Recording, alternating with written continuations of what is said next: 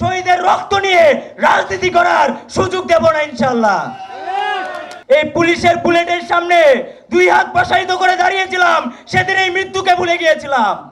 আমরা মৃত্যুকে ভয় পাই না, মৃত্যু ভয়কে আমরা সেদিনেই ভুলে গিয়েছি যেদিন পুলিশের সামনে বুক পেতে দিয়েছিলাম। আমরা এই লাইফটা যেটা লিড করছি সেটা বোরাস লাইফ, আমাদের এই লাইফের কোনো মায়া নাই। আমরা এই বোরাস লাইফে কোনো ষড়যন্ত্রকারীকে, কোনো দেশদ্রোহীকে, কোনো জঙ্গিবাদকে, কোন রকম দেশ নিয়ে শহীদের রক্ত নিয়ে রাজনীতি করার সুযোগ দেব না ইনশাআল্লাহ। আমরা দেখতে পাচ্ছি 5 আগস্টের পরবর্তী সময়ে বাংলাদেশের বিভিন্ন জায়গায় এখনো স্বৈরাচারের দালালেরা, স্বৈরাচারের দূষরেরা যারা আমার ভাইদেরকে গুলি করে হত্যা করেছে, তারা এখনো খোলা হাওয়ায় ঘুরে বেড়াচ্ছে। আপনাদেরকে আমরা পরিষ্কারভাবে বলতে চাই, এখনো আপনারা আমাদেরকে সিস্টেম দেখান, সিস্টেম মেনে অভ্যুত্থান হয় নাই।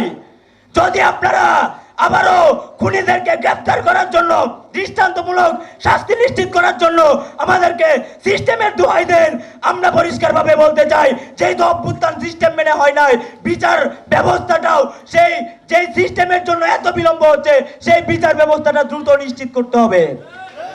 বছর শেষের খুশি নগদে হবে বেশি। নগদ পেমেন্টে নির্দিষ্ট ক্যাটাগরির কেনাকাটায় 300 টাকা পর্যন্ত ক্যাশব্যাক।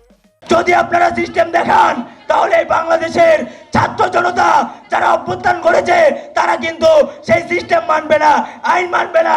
তাই আপনারা সিস্টেমের দোহাই না দিয়ে আমার ভাইদেরকে যারা নরক পিশাচের মতো গুলি করে হত্যা করেছে, কুপিয়ে হত্যা করেছে, তাদের বিচার নিশ্চিত করেন। বাংলাদেশের জনগণকে আইন হাতে তুলে নিতে বাধ্য করবেন না। আপনারা মনে করেছেন আমরা ঘুমিয়ে গেছি, আজকে 100 দিন হয়ে গেছে। রাস্তায় নেমে লড়াই করতেছে, আমি কেন চুরি পরে ঘরে বসে থাকবো? যে আমার ভাইদের যে আকুতি, দেশ গড়ার জন্য যে আকুতি, ফ্যাসিস্ট মুক্ত দেশ গড়ার যে বিপ্লব, যে সংহতি তারা দেখিয়েছেন, যে দায়িত্ব আমাদের কাছে দিয়ে গিয়েছেন, সে আমরা এখনো বেঁচে আছি। আমরা এই যে লক্ষ্মী তারুণ্য, আমরা যে দেশ গড়ার স্বপ্নে আমরা কাঁধে কাঁধ মিলে যুদ্ধের ময়দানে আমরা লড়ে গিয়েছিলাম, হয়তো আমরা মারা যাইনি। আমাদের ভাইরা শহীদ হয়েছেন, আমাদের বোনরা শহীদ হয়েছেন,